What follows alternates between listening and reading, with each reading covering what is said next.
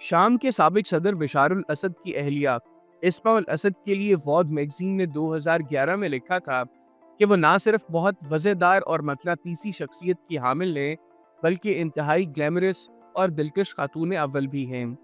واد میگزین نے اپنی رپورٹ میں اسماء الاسد کے تعارف میں ان کی خصوصیات کا ذکر کیا تھا، تاہم کچھ ہی عرصے بعد میگزین نے ان کے شوہر کی حکومت کی جانب سے آزادی کا مطالبہ کرنے والے مظاہرین کے خلاف وحشیانہ تشدد کے الزامات کے بعد اس مضمون کو ہٹا دیا تھا۔ 2016 میں روسی ٹیلی ویژن کو انٹرویو دیتے ہوئے اسماء اسد نے کہا تھا کہ انہوں نے خانہ جنگی سے دوچار قوم کو چھوڑنے اور جنگ زدہ شام سے محفوظ طور پر نکالے جانے کی پیشکش کو مسترد کیا تھا۔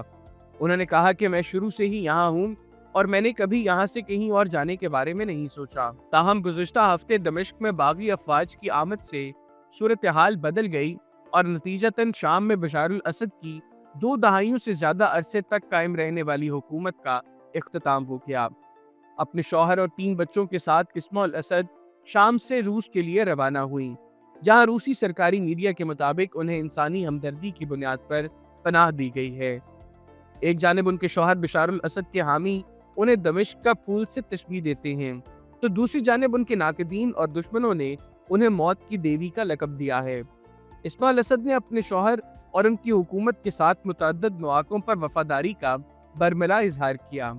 اپریل 2017 میں اسماء نے اپنے سوشل میڈیا نیٹ ورک پر شام کی صدارت سے متعلق ایک بیان شائع کیا، جس میں انہوں نے شام کے ایک فضائی اڈے پر امریکی میزائل حملے پر شدید تنقید کی۔ اس حملے کی اجازت اس وقت کے صدر ڈونلڈ ٹرمپ نے باغیوں کے زیر علاقہ جان شیجون میں 4 اپریل 2017 کو شامی فوج کی طرف سے کیے گئے مبینہ کیمیائی حملے کے جواب میں دی تھی۔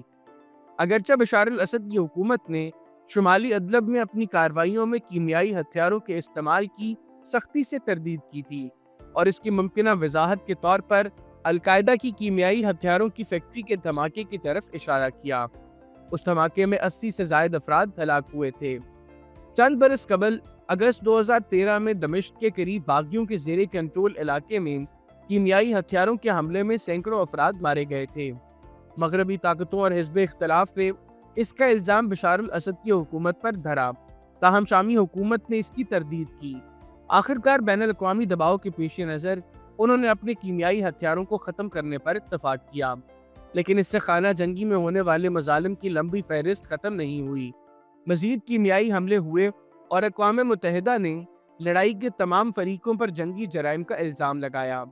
2017 میں وائٹ ہاؤس کے حکم پر ہونے والے حملے پر رد عمل میں اسماء الاسد نے اپنے انسٹاگرام اور فیس بک اکاؤنٹ پر پیغام میں کہا، امریکہ نے جو کچھ کیا وہ غیر ذمہ دارانہ عمل ہے، جو ان کی تنگ نظری کے نظریہ، حقیقت سے فرار، سیاسی اور فوجی اندھے پن اور جھوٹے پروپیگنڈے کی مہم جوئی کی عکاسی ہے۔ اس سخت پیغام کے نتیجے میں برطانیہ میں لبرل ڈیموکریٹک پارٹی نے برطانوی وزیر داخلہ سے درخواست کی کہ اسماء الاسد کی برطانوی شہریت ختم کی جائے۔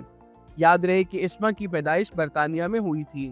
دی گارجین اخبار میں شائع ہونے والے ایک مضمون میں کنزرویٹو پارٹی کے رکن پارلیمنٹ ندیم زہاوی نے لکھا کہ اسماء الاسد اب برطانوی شہریت کے لائق نہیں رہیں۔ وہ اپنے شوہر کے دفاع کے لیے سوشل میڈیا کا استعمال کرنے کے بعد اس کی حقدار نہیں رہیں۔ انہوں نے کیمیائی ہتھیاروں کے استعمال سے انکار کیا اور مغرب کو نشانہ بنایا، جبکہ اقتباء حال ملک کی زندگی کو ایسے پیش کیا جیسے سب کچھ معمول کے مطابق ہو۔